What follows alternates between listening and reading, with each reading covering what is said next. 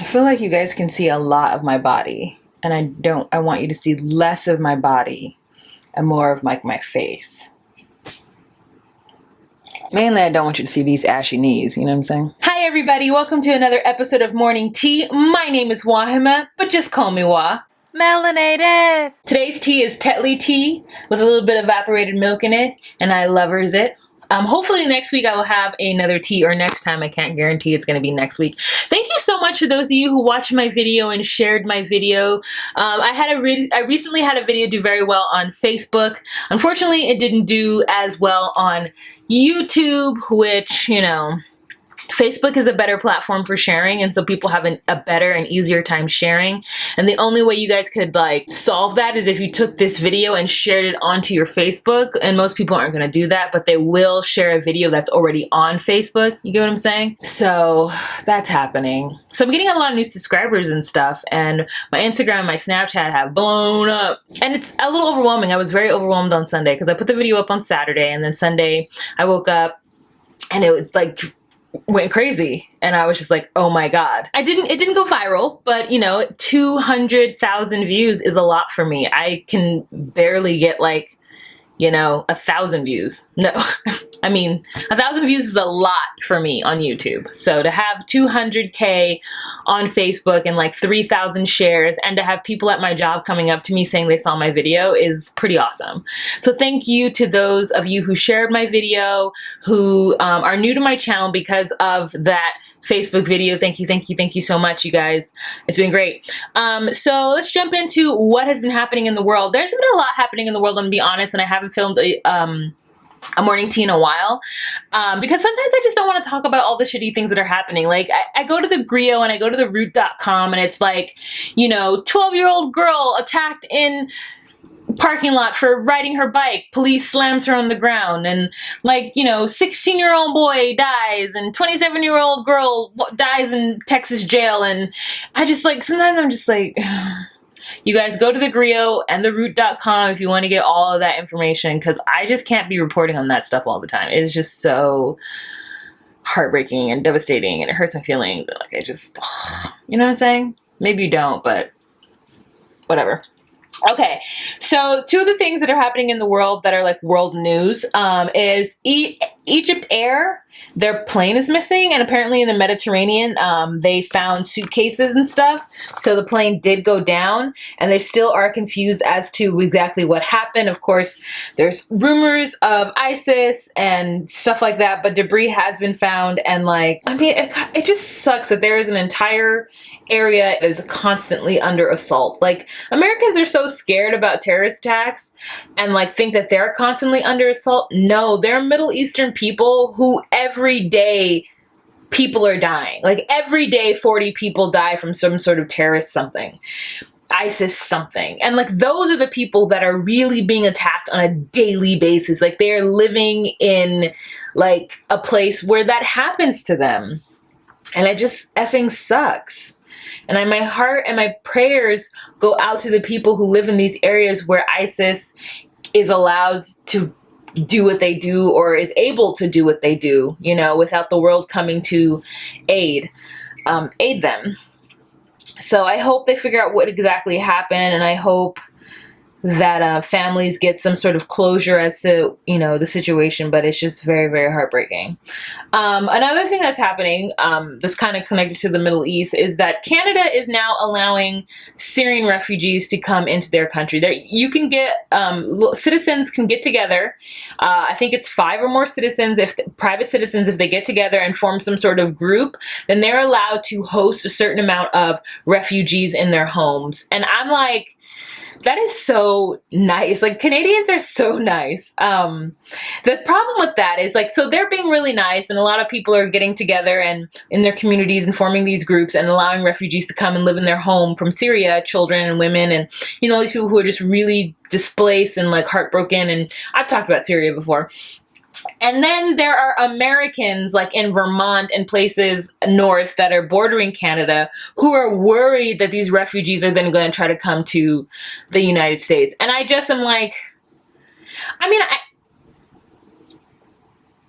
I have a Republican friend whom I talk to a lot at work, and I'm going to discuss this with her so that I can get another side of it. But I guess I just initially, like, my initial reaction to certain things is not to, like, close off and to protect myself. My initial reaction to a lot of like the refugee situations, any sort of social situations where other people are hurt or need help, my automatic response is to reach out and help them. Now, I think that comes from my place of privilege, right? Because one, I don't have any kids, and two, I kind of think the sky's the limits. Like, you know what I'm saying? Like, there are a lot of people who I know who like don't think that the sky is the limit. They feel like there's a ceiling for them to hit, and that's where they're going to stay. Like, they don't see opportunity or understand opportunity or feel opportunity the way that I feel and understand opportunity. So like, that's a privilege in itself. The fact that I'm not like bogged down with social things or, sorry. The fact that I'm not bogged down by like my race or my gender, and I don't feel oppressed on an everyday basis, right? So maybe that's where that's coming from, where I'm like, why can't the Canadians do this? And like, oh my God, Vermont, calm down. You know, like that's kind of where I'm at.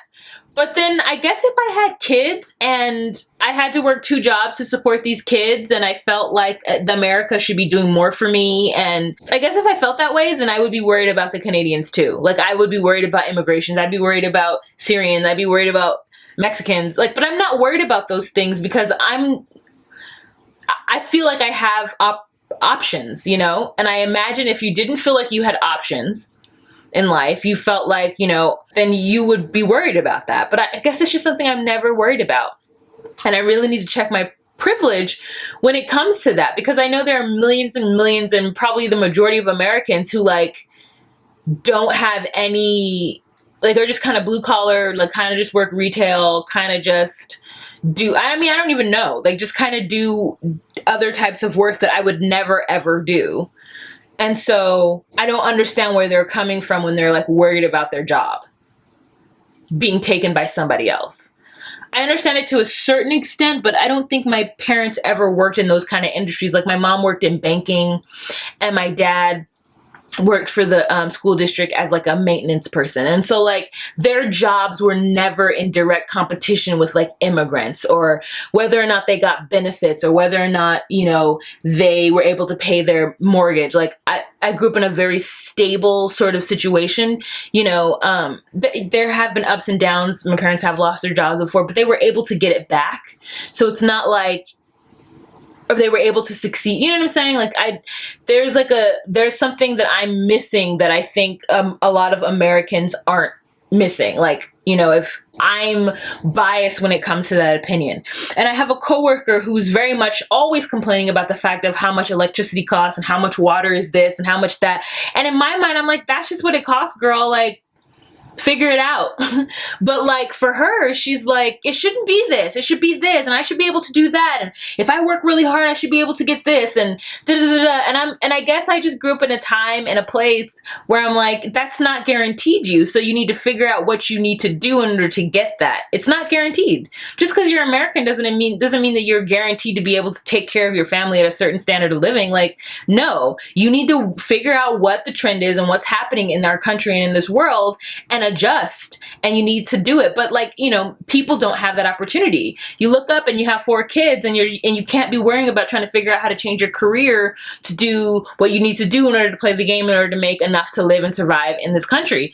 And so like, I'm starting to really understand that, because before I didn't. I was just like, girl, do what you need to do. Go back to school. Why didn't you go to school? Why'd you have so many kids? What'd you do? Like, da, da, da, da, da, da, da. But I'm like, things happen to people, and not everybody like is plotting the way I'm plotting on a daily basis. Like, I feel like I'm plotting all the time to figure out how I can do this and be comfortable. And there are people who feel like they should just be able to like have their kids, get a job, sustain that job, not have to worry about politicians messing it up for them, not have to worry about immigrants and different people coming in, or jobs moving to other countries because of politics and because of money, and they should feel secure as Americans. And I guess because I'm a Black person and a woman, I don't feel that those things are guaranteed me. I feel like I've always felt like I'm going to have to figure it out. I'm going to have to figure out how I can get all these things and play the game, and, you know what I'm saying, keep myself afloat. Like, So that's the difference. And I respect that other opinion because I know majority of Americans are dealing with that all the time. I respect that side. But for a long time, I didn't even know that it existed. So I really am grateful for my like Republican friends at work who are like, I know why they're Republican, because they're trying to take care of their own. And whilst my first instinct is like, that's selfish, I have to understand where they're coming from, and I'm coming from a different place. I'm coming from a place of privilege, and I'm coming from a place of like, that was a little tangent, but that's just, you know, me coming into a realization. Oh my God, you guys. I saw Captain America Civil War. I have one name for you. Chadwick Boseman. I am so excited for the new Black Panther movie that's coming out. You have no idea. Like, I have things plotting in my head. I really want to be in that movie. Lupita is slated or being talked about that she might be the love interest. Michael B. Jordan might be in it. And then they got Andy Sedaris, you know, the guy who played Gollum, the guy who, you know, he's such a good character actor. He's going to be the villain. He's rumored to be the villain. Like, this project is going to be so great. And it's rumored that if this happens, and Ryan Coogler is going to be directing it, and he's the director of Creed, it's going to be the biggest black blockbuster movie we've ever had. Like, when has there ever been a movie with a mainly black cast that has been pumped all this money into, and you know everyone's gonna see it because it's a comic book movie? Like, everyone's coming out. This movie is going to make so much money. It's going to make so much money. And Chadwick Boseman, like, I mean, for those of you who don't know who he is, he was in 42. He played Jackie Robinson, and then the next time we saw him in a big role, next time we saw him was in Get On Up, where he played James Brown, and the next time I'm seeing him now is in Captain America Civil War, and he's playing the Black Panther, and he's getting his own movie. He did 42. He played Jackie Robinson. Great job. Then he did Get On Up. He played James Brown. Great job. And now he's like in this movie, and he's just so hot in it. Yes, I'm here for King of Wakanda. I am here for it. And also what's really great is that in the comics, Wakanda is supposed to be a very, very technologically advanced country. I mean, the world of Wakanda is so beautiful because like it has like a lot of different terrain.